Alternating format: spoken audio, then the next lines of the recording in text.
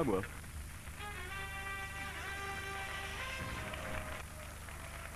Bonjour, bienvenue à l'émission C'est mon choix à moi. Le thème du jour, je suis farceur et je l'assume. Tout de suite, le professionnel... Oh non, c'est pas drôle. Je reçois un professionnel de la farce, Éric Di Pietro. Bonjour. Bonsoir madame. Bonsoir. Oh non, Il y a du jeu là-dedans. ça va être vraiment une émission placée sous la farce. Alors Éric, quel est votre parcours? Bien, bah alors moi j'ai commencé tout môme, dans les mariages, avec le coussin péteur, le poil à gratter dans le slip de ma grand-mère. Oh, oui, une question tout de suite. Oui, bonjour, je m'appelle Stéphane Lambda. Bonjour Stéphane. Tout d'abord, je voudrais dire que si je suis venu dans cette émission, Evelyne, c'est pour vous faire la bise, parce que je vous adore.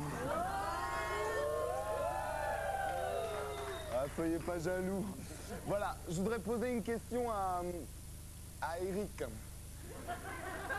Est-ce qu'il n'a pas l'impression qu'au XXIe siècle, à l'aube de l'an 2000, de faire des farces, c'est que c'est pas un peu rétroviseur? Parce que moi je trouve que les gens qui font des farces, eh ben, c'est nul. Oui, Eric, Je suis une réaction, entièrement d'accord avec Steph. Ouais. Oh, c'est pas drôle. Eh bien, tout de suite, nous recevons un petit peu le revers de la farce. L'écrivain philosophe Jean-Eudes Alexandro, qui a écrit 30 millions d'un culte, et moi, Jean-Eudes Alexandro. On l'accueille chaleureusement.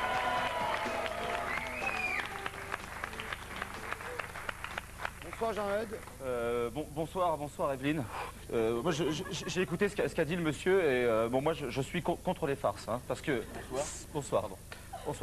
Et c'est un fait. Tout de suite une réaction. Ouais, je trouve que la blague qu'il a fait de jouer avec les excréments, c'est dégueulasse. Hein. Ouais. Eh bah, c'est nul. Oui, continuez Jean-Eudes. Je disais que moi j'ai été victime de l'entarteur 57 fois. Alors écoutez, moi j'aime beaucoup l'humour, hein. Je suis le premier à faire des mots fléchés. Non, merci. Mais bon, 57 fois victime de l'entarteur, je suis venu sur ce plateau, c'est pour que ça cesse. Ah. Oh non.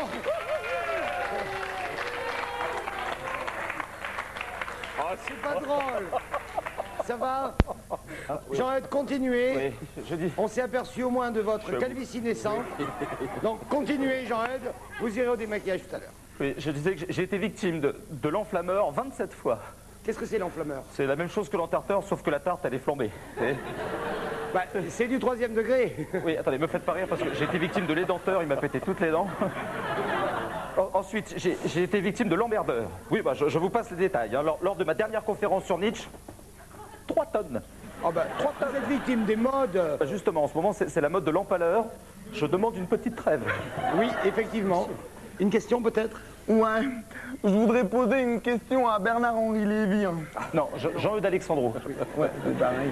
Je voudrais dire que, eh ben, ce qu'il a dit, eh ben, bravo, ça c'est bien.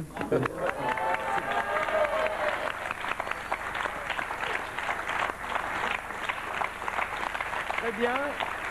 Bon ben, je suis un petit peu déçu. Je m'attendais à des farces d'un niveau un peu plus haut quand même. Mais écoutez, les farces d'un niveau un petit peu plus haut de gamme, on va dire. Oui, si vous voulez. C'est vrai que j'en pratique maintenant avec l'expérience. Bah, vous pouvez nous donner peut-être un exemple de la dernière farce? Ah bah la dernière, oui, la dernière c'est le Concorde. Oh non. Oh non! Oh non, c'est nul. Ben écoutez, c'est la fin de l'émission. C'est mon choix. C'est mon choix, moi, se termine. Appel à témoins.